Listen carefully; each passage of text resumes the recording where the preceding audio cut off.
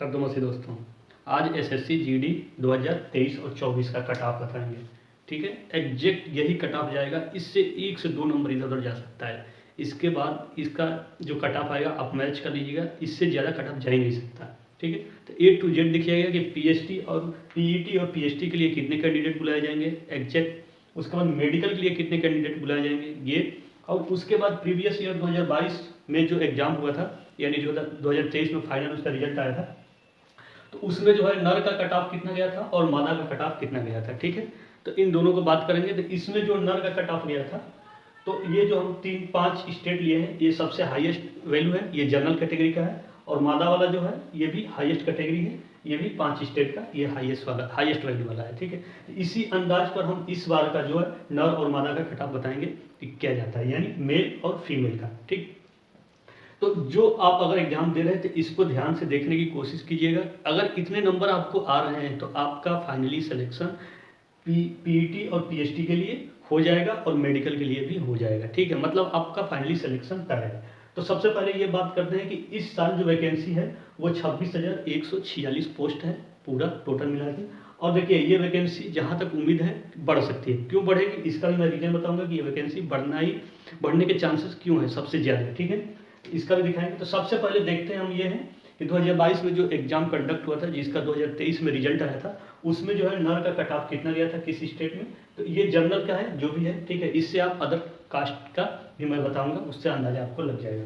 तो इसमें देखिए जो नर का गया था यूपी स्टेट में 134.99 गया था, राजस्थान में 135.05, एमपी में 129.84, बिहार में 126.49 और हरियाणा में 133.03 गया था। ठीक, अब यही स्टेट में जो मादा का गया था 133.58 गया था। ठीक, 126.73 गया था, 129.86, 118.50 और 135.18 गया था। ठीक है, तो ये नर का कट ऑफ हो गया, ये मादा का कट ऑफ हो गया, ये जनरल कैटेगरी का है। ठीक है, ओबीसी और एसी एसटी का नहीं है। इससे बाद हम आपको बताएंगे कि उनका भी कट ऑफ कितना जाने वाला है।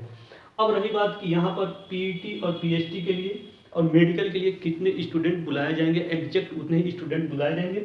और जिनका इन कट ऑफ के बीच में नंबर है उनका ही सिलेक्शन होने का चांसेस बहुत ज़्यादा बनता है।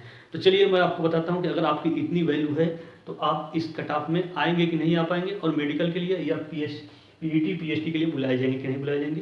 तो फाइनली हमारा ये कट ऑफ देखिए, उसके बाद आप अंदाज़ा लगा लीजिए। अगर आपके इतने नंबर हैं तो आप निश्चिंत होकर के बैठे रहिए और फिजिकल की तैयारी कीजिए। चलिए देखिए इसका कट ऑफ क्या जाता है।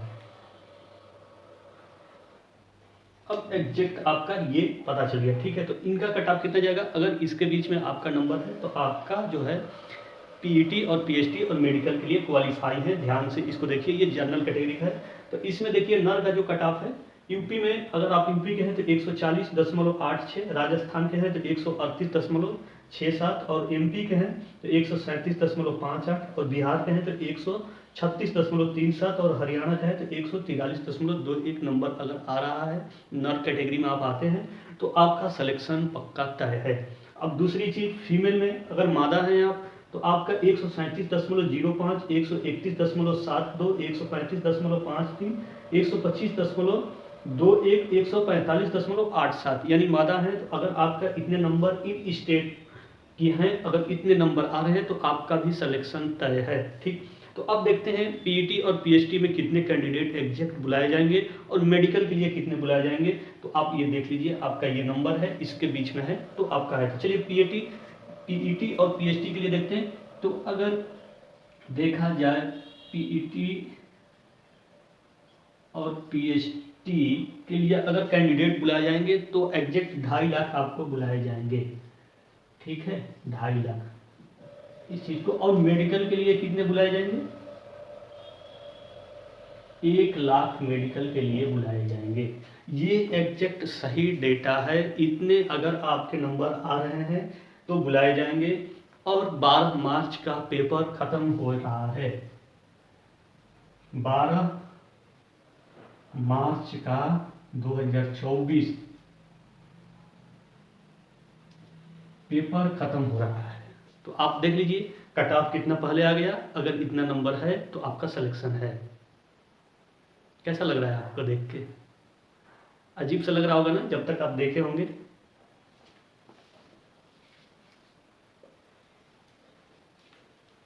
अब कैसा लग रहा है? बिल्कुल ही गलत है। कुछ टीचर ऐसे हैं कि मैं उनका कुछ नहीं कर सकता। भाई आप भी कुछ नहीं कर सकते, आप उनके ट्रैप में फंसे हुए हैं। पेपर हुआ ही नहीं और उसका कट ऑफ बता दिए हैं।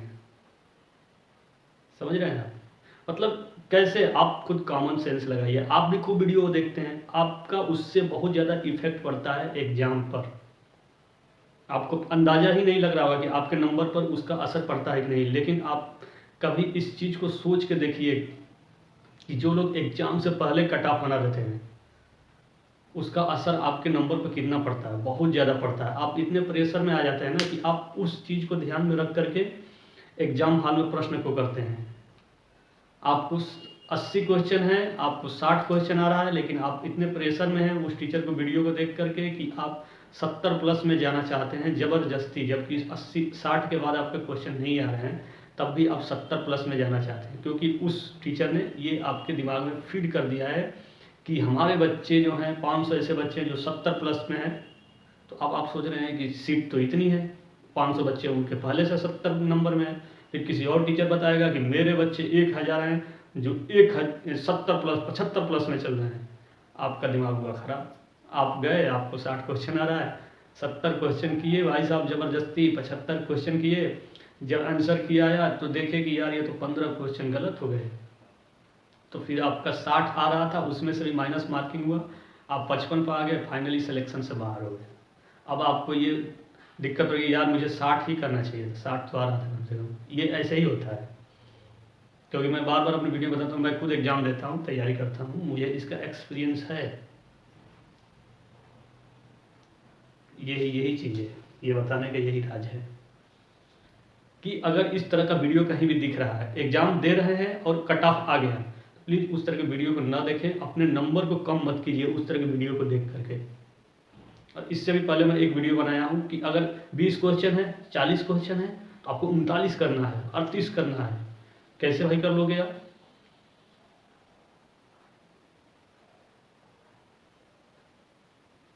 तो प्लीज़ भाई इस चीज़ से दूर रहिए, अपने एग्जाम को फोकस कीजिए, ध्यान दीजिए, जितने क्वेश्चन आ रहे हैं वहाँ पर उसको कीजिए, प्रेशर को कम कीजिए। सबसे ज़रूरी है दिमाग का प्रेशर को कम करना। आप देखे होंगे कभी भी एग्ज़ाम देंगे तो जैसे एग्ज़ाम स्टार्ट होता है ना, तब आपका प्रेशर नहीं होता है दिमाग पर। आप बहुत रिलैक्स मूड में क्या होते हैं, एग्ज़ाम को देते हैं, सारे प्रश्नों को करते चले जाते हैं, बहुत रिलैक्स ही मूड में।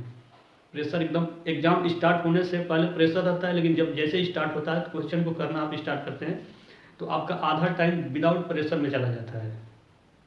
और जब आधे टाइम निकलता है तो आप इतने ज़्यादा प्रेशर में आ जाते हैं कि फिर आपसे क्वेश्चन सही क्वेश्चन गलत होना स्टार्ट हो जाता है। तो उस चीज़ को कैसे कम करें, मैंने पिछले वीडियो बना करके डाला हुआ है, प्ले लिस्ट में डाला हुआ है मैंने, आप जा करके ज़रूर देखिए कि टाइम को कैसे डिवाइड करना है, टाइम को सबसे पहले किस चीज़ को फोकस करना है, टाइम को बांटना है। वो टाइम को बांट दीजिए, साइकोलॉजिकली इफेक्ट है ये। आपको ये बात मतलब अगर आप नहीं किए हैं तो आपको बात ये पता नहीं चलेगा, लेकिन आप कभी करके देखिएगा। टाइम को सबसे पहले जो आपको रफ पेज मिलता है ना, A4 साइज पेज, उस पर टाइम लिख दीजिए। आप क्वेश्चन वाइज, सब्जेक्ट वाइज, कुछ ऐसे टीचर हैं सब्जेक्ट वाइज बताते हैं कि इतना टाइम है तो इस सब्जेक्ट में इतने टाइम देना है। अरे इतना परफेक्ट नहीं होता है। जब एग्जाम में आप बैठोगे ना तब एकदम सारी चीज़ें अस्त व्यस्त हो जाती है। 2 ही टाइम में आप बांट के देखिए और अंत में उसका 25% टाइम अपने पास रखिए फाइनली उस चीज़ के लिए कि आप उसको देख सके जिसको आपने छोड़ा है कि बाद में देख करके इसको सॉल्व करेंगे। तो इस वीडियो को, पिछली वीडियो को मेरे ज़रूर जाके देखिए, चाहे कोई भी एग्ज़ाम आप दे रहे हो, आपका फ़ायदा ही फ़ायदा होगा। मैं खुद इस तरह का फ़ायदा लेता हूँ, मैं एग्ज़ाम देता हूँ, मुझे फ़ायदा मिलता है, आगे भी मिला है, ऐसा नहीं है, तो आपको भी मिलेगा। और ये बिल्कुल ही गलत है, ठीक है। अभी भाई 12 मार्च तक ये पेपर चलेगा यार, आज 29 तारीख है, तब अभी आधे पेपर हुआ है, आधे पेपर अभी बाकी है। अभी आधे पेपर का पता नहीं क्या किस तरह का पैटर्न होगा, हो सकता है एसएससी जीडी पैटर्न को बदल दे, थोड़ा सा टफ कर दे या थोड़ा सा आसान कर दे, ठीक। तो ये चीज़ें गलत है, आप भी देखे होंगे तो आपको लगा होगा कि अरे हाँ स्टार्टिंग में, लेकिन बिल्कुल ये गलत है, ठीक है। एग्ज़ाम होने दीजिए, एग्ज़ाम को एनालाइज कीजिए, हम खुद कर रहे हैं A to Z। वो आपको जैसा एग्ज़ाम खत्म होगा मैं आपको एक अच्छा सा कट ऑफ लेके आऊँगा कि कितना जाएगा, उससे 2-4 नंबर इधर उधर जरूर जाएगा। मैं एग्जैक्ट आपका, देखिए मुझसे सच्चाई बोली बगैर रह ही नहीं जाती है, ठीक है। जो सच्चाई है वो बोल देना है, चाहे आपको जैसा भी लगे। तो मैं भी लेके आऊँगा। अभी एग्ज़ाम चल रहा है, चलने दीजिए। अगर आपका एग्ज़ाम नहीं हुआ तो आप तैयारी कीजिए, फोकस कीजिए, एनालाइज कीजिए किस तरह के प्रश्न पूछ रहे हैं, वहाँ पर जा करके उस सब्जेक्ट को जहाँ आपकी कमजोरी है उसको पढ़िए, ठीक है। 2-4 नंबर आपका गेन हो जाएगा, नॉर्मली बात है, गेन होगा। 2-4 नंबर गेन हुआ तो मतलब बहुत सिलेक्शन भी हो सकता है, ठीक है। तो चलिए, जय हिंद, धन्यवाद।